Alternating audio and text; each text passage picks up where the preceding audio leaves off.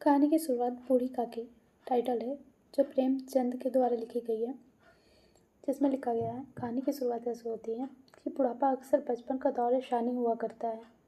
बूढ़ी काकी में जायका के सिवा कोई हिच न बाकी थी और ना अपनी शिकायतों की तरफ मुखातिब करने का। रोने के सिवा कोई दूसरा जरिया आंखों हाथ पैर सब जवाब दे चुके थे।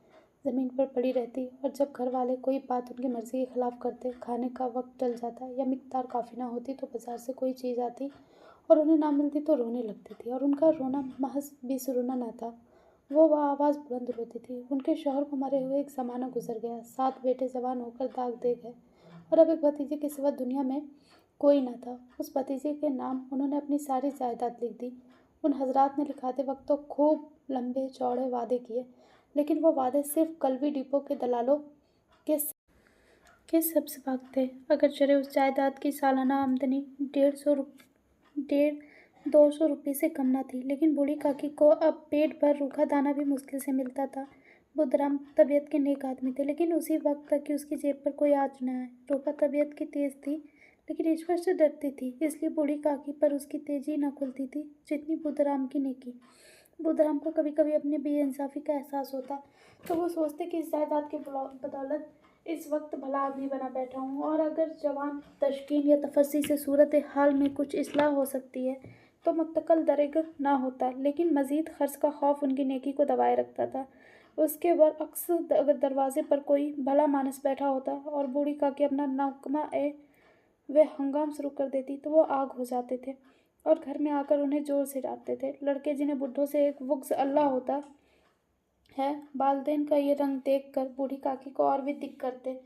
कोई चुटकी लेकर भागता, कोई उन पर पानी की कुल्ली कर देता। काकी चीख कर मार कर रोती, लेकिन ये मशहूर ही था कि वो सिर्फ खाने के लिए रोती है, इसलिए कोई उनके नाला और फरियाद पर ध्यान न देता था। वहाँ अगर काकी कभी गुस्से लड़कों को गालियाँ देने लगती तो रूपा मौका वारदात पर जरूर जाती। इस खौफ से काकी अपनी शमशीर जवान का साझी का भी इस्तेमाल करती थी। हालांकि रफ़ा शर की ये तब्दील रोने से ज़्यादा कारगर थी। सारे घर में अगर किसी को काकी से मोहब्बत थी तो वो बुद्धराम की छोटी लड़की लाडली थी। लाडली अपने दोनों भाइयों के खौफ से अपने हिस्से की मिठाई या चवेना बूढ़ी काकी के पास बैठकर खाया करती थी। यही उसका मलजा था। और अगर चरे काकी की पनाह उनकी मोइंदा शर्मिकी की वाइश बहुत गिरा पड़ती थी, लेकिन भाइयों के दस्त ए तदावुल से वदर जहाँ काबिल ज़हरी इस मुनासिब अगराज इन दोनों में मोहब्बत और हमदर्दी पैदा कर दी थी। रात का वक्त था, बुद्धराम के दरवाजे पर शहनाई बज रही थी और गांव के बच्चों का जम एक गफीर निगाह हैरत से गाने की दाद दे रहा था। 4 पाइयों पर बैठे नाइयों से टिकिया लगवा रहे थे। 2 एक अंग्रेजी पढ़े नौजवान उन बेउदगी से बेजार थे। वो इस दहकानी मजलिस में बोलना या शरीक होना अपनी शान के खिलाफ समझते।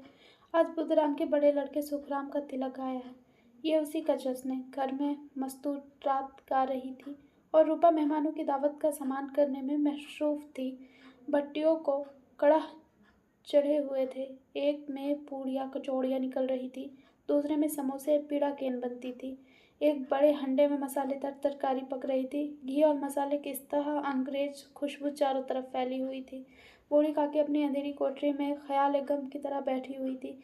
लज्जत आमेज खुशबू उन्हें ए बेताब कर रही थी। वो दिल में सोचती थी, शायद मुझे पूड़ियाँ न मिलेगी।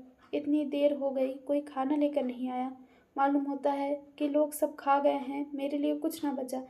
ये सोचकर उन्हें बेइख्तियार रोना आया, लेकिन शगुन के खौफ से रो न सके। आह, कैसी खुशबू है, अब मुझे कौन पूछता है। रोटियों के ही लाले हैं, ऐसे नसीब कहाँ की पूड़ियाँ पेट भर मिले। ये सोचकर भी बेइख्तियार रोना आया। कलेजे में खुद से उठने लगी, लेकिन रूपा के खौफ से उन्होंने फिर जब्त कर लिया। बूढ़ी काकी देर तक इन्हीं अफसोस ख्यालों में डूबी रही। घी और मसाले की खुशबू रह रहकर दिल को आपे से बाहर किए देती थी।